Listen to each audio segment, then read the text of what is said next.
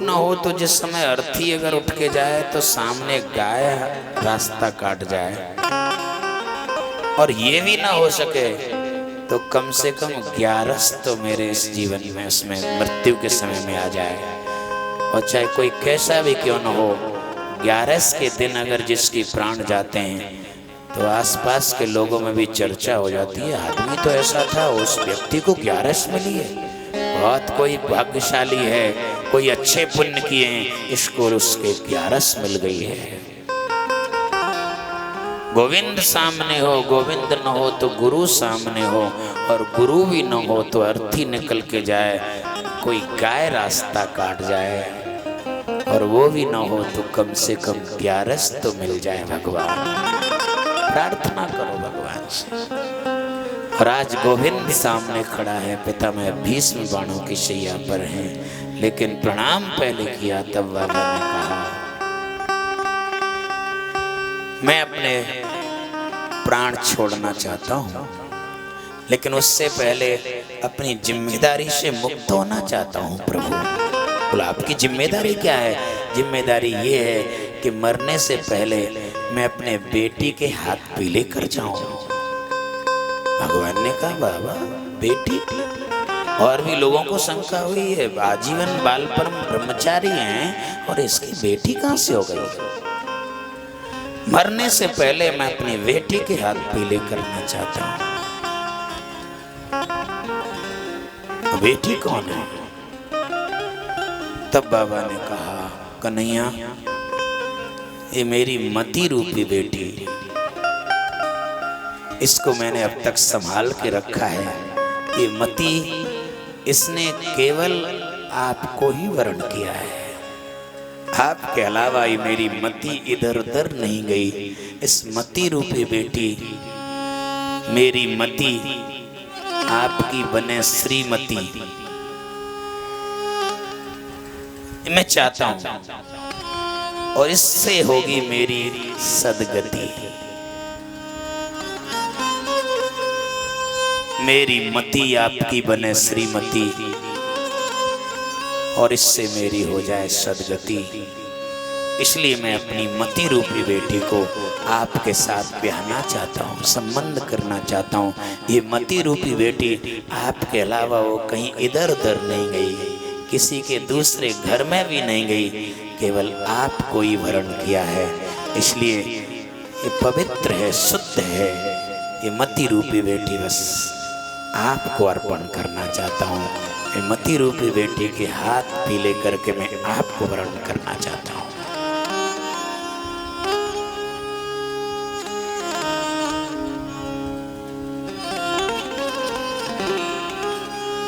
पितामह भीष्म ने अपनी मति रूपी बेटी का वरण भगवान को किया। ये स्थिति हम सबकी बन जाए कि मति केवल उस परमात्मा को वरण करे, इधर उधर नहीं जाए और कहीं नहीं घूमे, केवल परमात्मा में ही हमारी मति लग जाए, हमारा जीवन सार्थक हो जाए।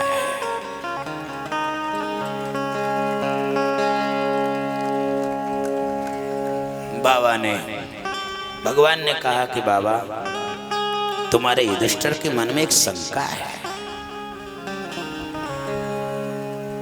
बाबा ने कहा एक शंका लेकर तो मैं भी बैठा हुआ हूं।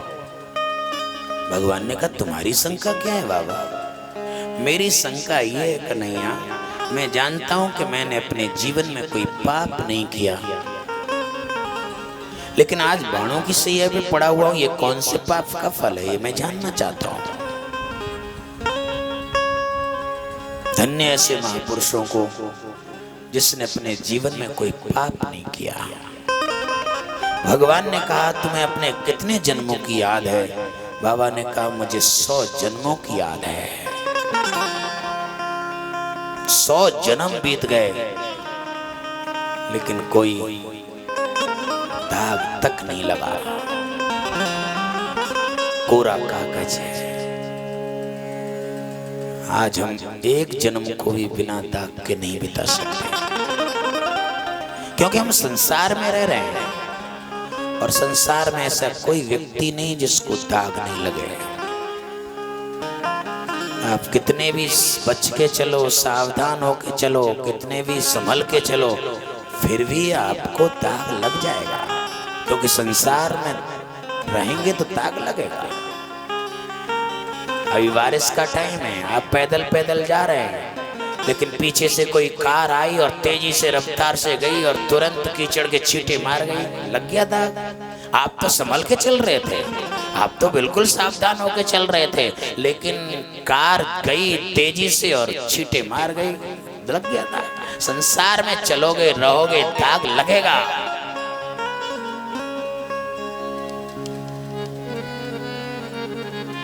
कितने भी बच लो भाई साहब,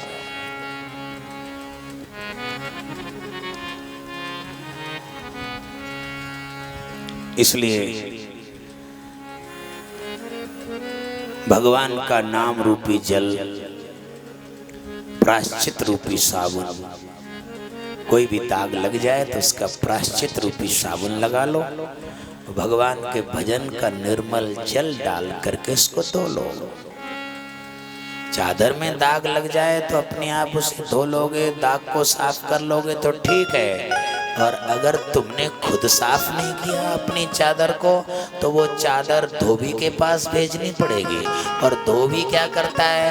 धुलाई कम करता है, धुनाई ज्यादा करता है। और यही नरक है। दाग लगते ही अगर आपने अपना दाग नहीं छुड़ाया तो नरक वाले धोबी के पास जाएंगे और वहां आपकी धुनाई करेगा। धुलाई कम, धुनाई ज्यादा।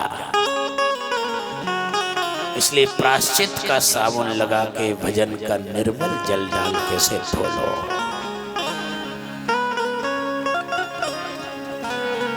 संसार में रहेंगे दाग लगेगा।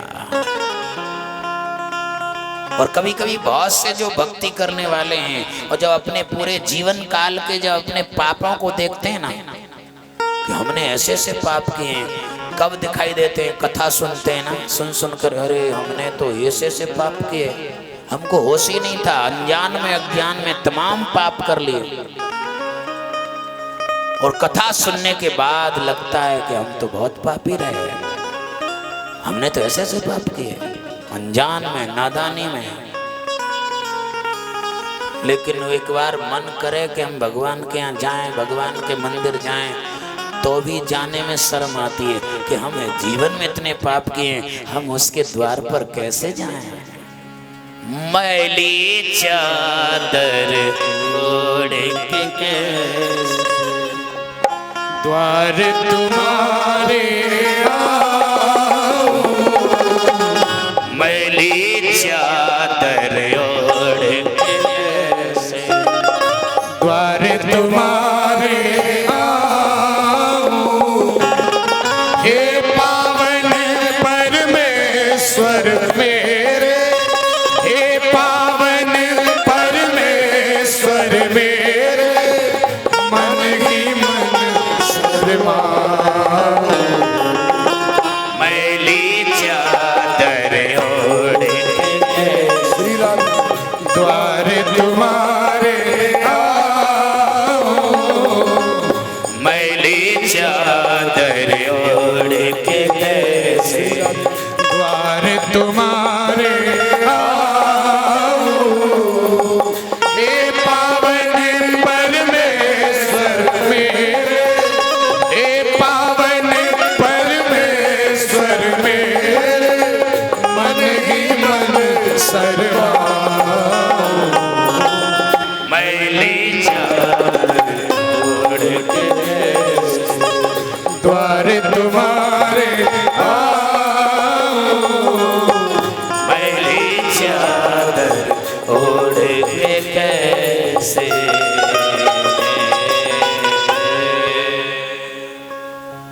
कथा सुनने के बाद जो मालूम पड़ता है कि हम तो, हमारी ये चादर इतनी गंदी हो रही है।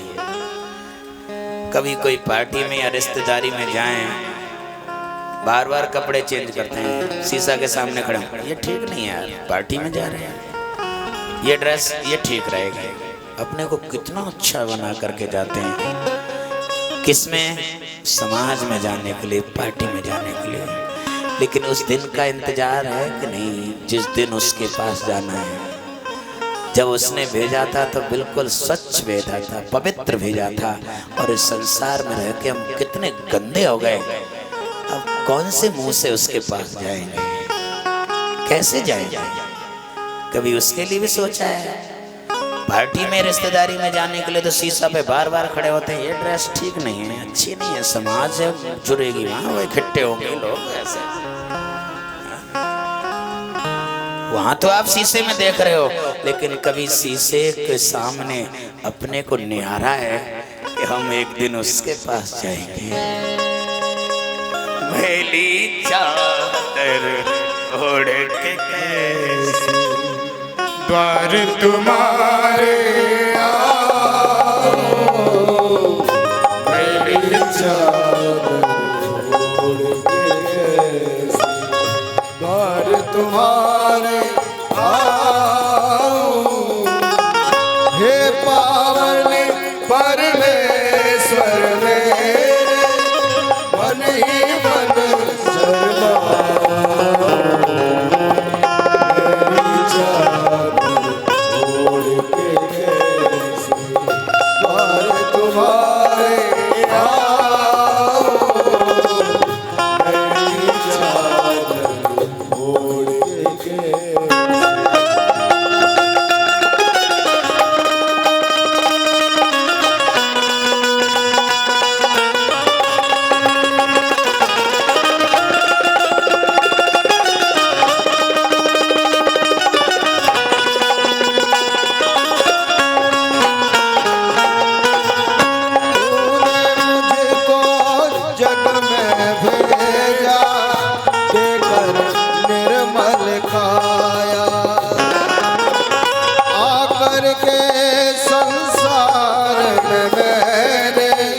कैसे को दाग लगाया। जन्म जन्म की मैली चादर कैसे दाग छुड़ाऊं। मैली चादर ओढ़ के कैसे द्वार तुम्हारे आओ। मैली चादर ओढ़ के कैसे द्वार तुम्हारे आओ। हे पावन परमेश्वर मेरे, हे पावन परमेश्वर मेरे, मन ही मन शर्माओ। मैली चादर ओढ़ के कैसे द्वार तुम्हारे आओ। मैली चादर ओढ़ के कैसे।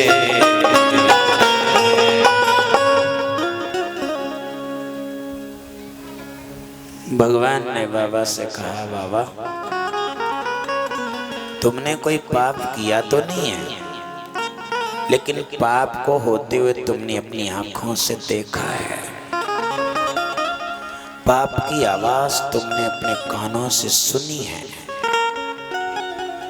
जो फल पाप के करने वाले को मिलता है, वही फल पाप के देखने वाले को मिलता है, वही फल पाप के सुनने वाले को मिलता है।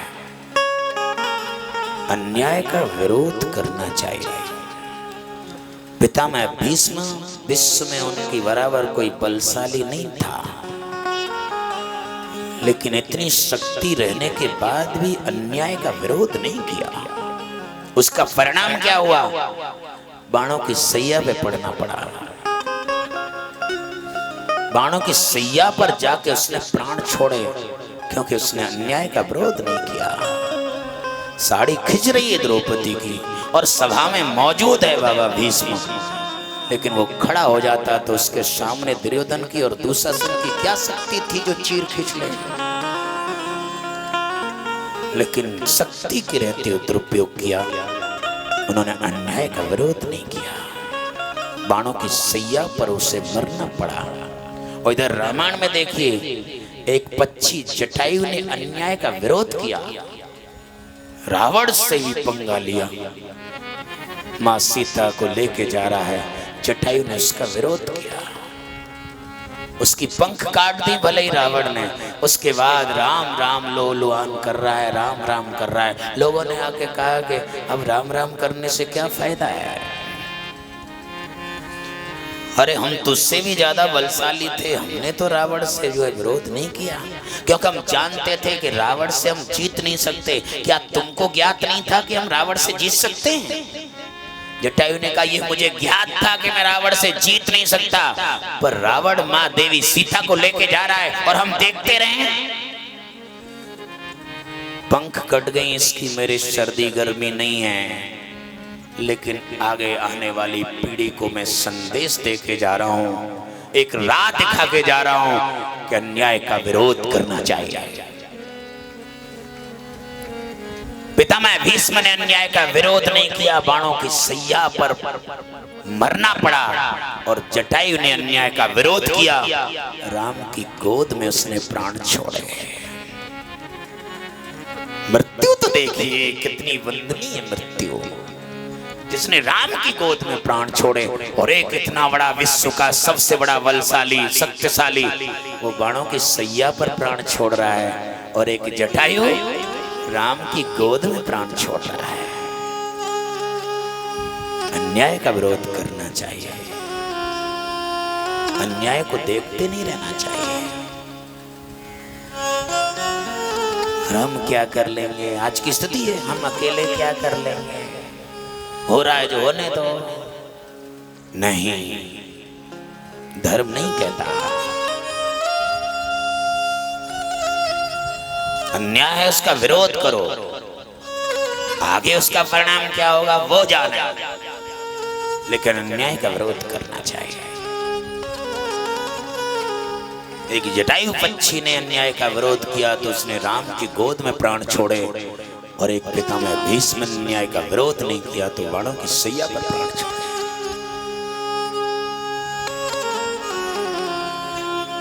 पितामह भीष्म की बात का समाधान भगवान ने किया, और पितामह भीष्म ने युधिष्ठिर के प्रश्न का समाधान किया।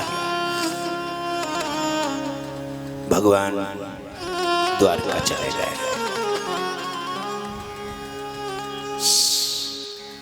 पांडव भगवान के पास जाने के बाद अर्जुन का तो कृष्ण के बिना मन ही नहीं लगता है। बड़े भाई युधिष्ठिर से आज्ञा लेकर के कृष्ण की खोज में चल पड़े। ना कृष्ण की खबर मिली, ना अर्जुन लौट के आया। भीम और युधिष्ठिर आपस में चर्चा कर ही रहे थे, तब तक आंसू बहाते हुए अर्जुन आकर के युधिष्ठिर के चरणों में गिर पड़ा, रोने लगा। युधिष्ठिर ने समझा ये क्षत्रिय होने के नाते किसी को दान देने का वचन देके या तो दान नहीं कर पाया, या किसी की रक्षा का वचन देके इससे रक्षा नहीं हो पाई, क्या अनर्थ हो गया। अर्जुन ने कहा भैया ऐसा कोई अनर्थ नहीं हुआ, तो फिर रो क्यों रहे हो। भैया मुझे तो अपने गांडीव पर और अपने पर बहुत अभिमान था, पर आज कृष्ण के जाने के बाद एहसास हुआ है शक्ति मेरी नहीं थी। इस भगवान कृष्ण की वजह से महाभारत युद्ध को जीता। भगवान कृष्ण की कृपा से ही मैं द्रुपद राज की यहाँ मछली छेद के द्रौपदी का विवाह करके लाया। भगवान कृष्ण की कृपा से लाच्छा भवन से बचाए गए। भगवान कृष्ण की कृपा से किरात के वेश में आए हुए शंकर से भी मैंने युद्ध किया, लेकिन मुझे अपने पर अपने गांडी पर बड़ा अभिमान था। लेकिन आज कृष्ण के जाने के बाद एहसास हुआ भैया शक्ति मेरी नहीं थी, मेरे गांडीव की नहीं थी, शक्ति श्याम सुंदर की थी। समय समय की बात है, समय बड़ो बलवान, भीलन लूटी गोपिका, वही अर्जुन वही बाण। युधिष्ठिर ने कहा जब भगवान ही हमें छोड़ के चला गया है तो हमारे रहने से कोई फायदा नहीं है। कृष्ण तो हमारे प्राण थे, तो शरीर का क्या अस्तित्व है। परीक्षित को राज तिलक किया और स्वयं पांचों अपने अपने कर्मों के अनुसार पतन हुआ, और आज दिग्विजय करने के लिए राजा परीक्षित चारों दिशाओं में गया। जिस देश में जाए वहीं एक चर्चा का प्रश्न था कि आप हस्तिनापुर नरेश तो हो, लेकिन आप कौरव वंशज हो या पांडव वंशज हो? ये प्रश्न हर जगह उनसे होता था। और जब परीक्षित कह देते थे कि मैं पांडव वंशज हूं, तो लोग नतमस्तक हो जाते थे, चरणों में गिर जाते थे। धन्य आपके जीवन के लिए, आप पांडवों के वंश में जन्म लेके आए हो।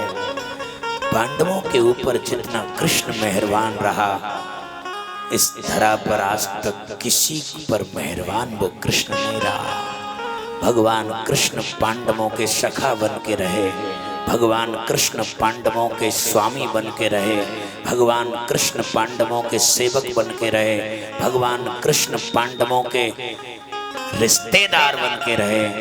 अनन्य संबंध पांडवों के साथ भगवान कृष्ण का रहा। और आज परीक्षित ने ये चर्चा सुनी तो परीक्षित का भी प्रेम भगवान कृष्ण के प्रति बढ़ने लग गया। पांडव वंशज कहा तो लोग नतमस्तक हो जाते थे। आप कौन हो, कितने महान हो, कितने बलशाली हो, कितने प्रतिष्ठित हो, ये आपके कुल के ऊपर निर्भर करता है। आप कितने भी कुछ हो जाएं, लेकिन अगर आपका बाप दारूबाज है, आपका बाप जुआरी है, तो भले ही कितने ऊंचे पद पे क्यों नहीं बैठे हो, तो भी लोग कहने वाले कह जाएंगे, अरे जुआरी के, दारूबाज के। सुनते ही गर्दन झुक जाएगी भाई साहब। और तब वो कोसेगा अपने को कि बाप मेरे लिए छोड़ के क्या गया।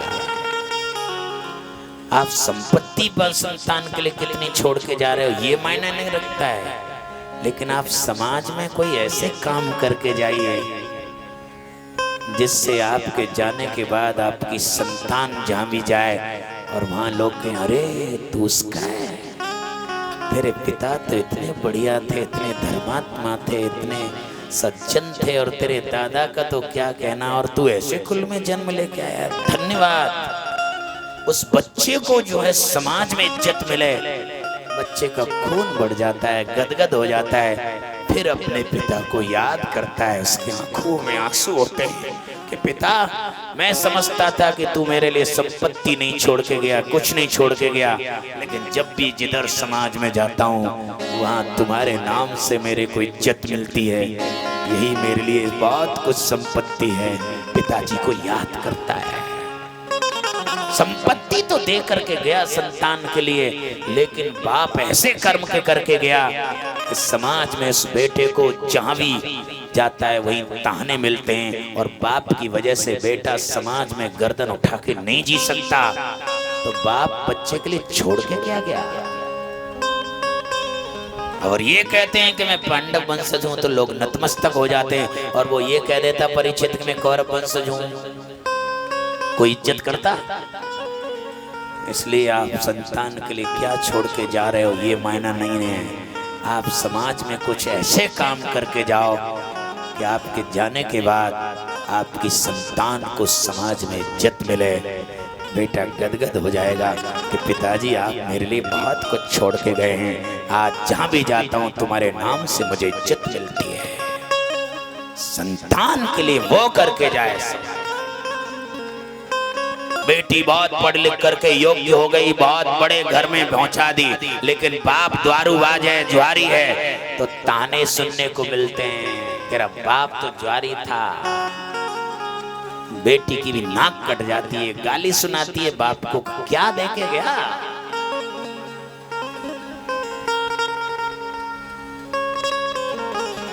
इसलिए वो काम करके जाइए समाज में कि आपके जाने के बाद आपकी संतान को समाज में इज्जत मिले। राजा परीक्षित को इज्जत मिली। दिग्विजय करने के बाद लौटे तो एक गाय की रक्षा की, बैल की रक्षा की, और वो कलयुग को मारा। ये सब कथाएं आपने सुनी है। यानी इतना बड़ा धर्मात्मा था परीक्षित, गाय की रक्षा की, बैल की रक्षा की, और उसके बाद भी एक समीक मुनि के आश्रम में गया और वहाँ श्रृंगी ने श्राप दे दिया और 7 दिन में तेरी मौत हो जाएगी, ताक्षक सर्प काट में आएगा। और लगता है यार इतना बड़ा धर्मात्मा आदमी था, गाय बैल की रक्षा की और उसके बाद भी उस बेचारे को श्राप लग गया। लेकिन हमारी तुम्हारी दृष्टि में श्राप है, लेकिन उसको पूछा जाए तो क्या आपको उस महात्मा ने श्राप दिया? साधु कभी किसी को श्राप नहीं देता है। साधु कोई कटु शब्द भी अगर कोई बोल जाएगा तो उसमें भी हमारे लिए कोई ना कोई भलाई होगी। साधु से होए न कारज हानि। साधु कैसे किसी को श्राप दे सकता है? अगर उस साधु ने मुझे श्राप नहीं दिया होता तो आज परमहंस सुखदेव जी जैसे सदगुरु के चरणों में बैठ के मुझे क्या कथा सुनने को मिलती। श्राप नहीं है, मेरे लिए वरदान है। कितने प्रमाण हैं? गौतम ऋषि की पत्नी अहिल्या के साथ वो इंद्र ने जो गड़बड़ कर दिया, सब कथाएं आपने सुनी है। तो गौतम ऋषि ने श्राप दे दिया, पत्थर बन जा तू। पत्थर बन गई। और उसके बाद वनवास में भगवान राम पहुंचे और भगवान राम ने अपनी चरण रज लगाई और वो उसका उद्धार किया। और जैसे ही वो खड़ी हुई तो तुरंत सबसे पहले उसने अपने पति को प्रणाम किया। आपने श्राप नहीं दिया होता आज राम की चरण धूली मुझे कैसे मिलती, राम के दर्शन कैसे मिलते। पति को पहले प्रणाम किया, राम को बाद में प्रणाम किया कि आपकी वजह से आज राम के दर्शन हुए। आपने श्राप नहीं दिया होता तो आज राम की चरण धूली कैसे मिलती, राम का साक्षात्कार कैसे होता। कितने प्रमाण हैं शास्त्रों में, आप उठा के देखिए। महाराज दशरथ को देखिए, सप्तवेदी बाण से श्रवण कुमार को महाराज दशरथ ने मार दिया और उसके बाद जल लेके गए और श्रवण कुमार के माँ बाप ने श्राप दे दिया।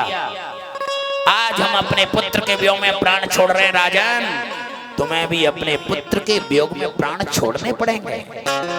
हम तुम्हारी दृष्टि में लग रहा है कि श्राप दे दिया, लेकिन महाराज दशरथ तो वहां गदगद हो गए।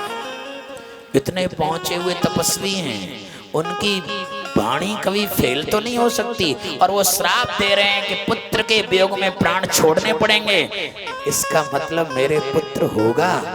आशा बढ़ गई महाराज दशरथ की। 3-3 शादियां हो गई, कोई संतान नहीं हुई, लेकिन एक तपस्वी कह रहा है पुत्र के वियोग में प्राण छोड़ने पड़ेंगे। हम तुम सोच रहे हैं श्राप लग गया, महाराज दशरथ तो गदगद हो गए, इसका मतलब मेरे संतान होगी। आशा बढ़ गई। तपस्वी साधु महापुरुष कभी बोलते हैं कुछ न कुछ तो किसी सामने वाले के भले के लिए बोलते हैं, कभी कोई अहित नहीं करते। साधु से हो न कारज हानि। इसलिए साधु जब भी वाणी से कोई कटु भी कहेगा तो उसमें भी कोई न कोई हमारे लिए भला होगा। राजा परीक्षित को श्राप लग गया। राजा परीक्षित ने राज्य का क्या होगा, रानियों का क्या होगा, सब कुछ छोड़ छाड़ के चले साधु संतों के पास। मेरा को श्राप लगा है, 7 दिन बाद तक्षक सर्प मुझे काटने को आएगा। कोई ऐसी युक्ति बताओ 7 दिन में मेरा उद्धार हो जाए। कोई कह रहा है गीता पाठ करो, कोई कह रहा है यज्ञ करो, कोई कह रहा है वेद पाठ करो। ऐसी युक्ति किसी ने बता के नहीं दी जो 7 दिन में उद्धार हो सके। अब तो वो अनासक्त बन करके गंगा किनारे जाके बैठ गए। हम तो बस में बैठ गए, ड्राइवर जाने उसका काम जाने। भगवान मैं तो तेरी शरण में आके बैठ गया हूँ, अब तू जाने तेरा काम जाने। भगवान के भरोसे बैठ गए राजा परीक्षित। तो उसी समय कैलाशपति के कृपा पात्र सुखदेव जी चले आए। कभी कभी पति पत्नी की जोड़ी एक जैसी मिल जाए तो आपस में कभी कोई कहता है हाँ हाँ हाँ, जोड़ी तो ऊपर वाला ही बनाता है, कितनी जोड़ी बढ़िया बनाई है। लेकिन कभी कभी लगता है कि कोई से बहुत से लोग परेशान हैं जोड़ी से, तो क्या कहते हैं महाराज शास्त्र कह रहे हैं, आप भी कहते हैं कि जोड़ी ऊपर वाला बनाता है, तो फिर भगवान मिले तो मैं पूछूं मेरी जोड़ी ऐसी क्यों बनाई है? आजकल तो ऐसी जोड़ी मिल रही है, मेल खा ही नहीं रहा है। और इधर कह रहे हैं कि ऊपर वाला जोड़ी बना रहा है। मैं कह रहा हूँ पति पत्नी की जोड़ी ऊपर वाला बनाए या न बनाए, लेकिन गुरु और शिष्य की जोड़ी तो ऊपर वाला ही बनाता है। पति पत्नी की जोड़ी भले ही भगवान बनाए न बनाए, लेकिन गुरु और शिष्य की जोड़ी तो ऊपर वाला ही बनाता है। और क्या जोड़ी परीक्षित और सुखदेव की है, गुरु और शिष्य की मिली। ये ऊपर वाला ही बनाता है। क्या आज परीक्षित को सुखदेव जी के चरणों में बैठ के कथा सुनने को मिली है।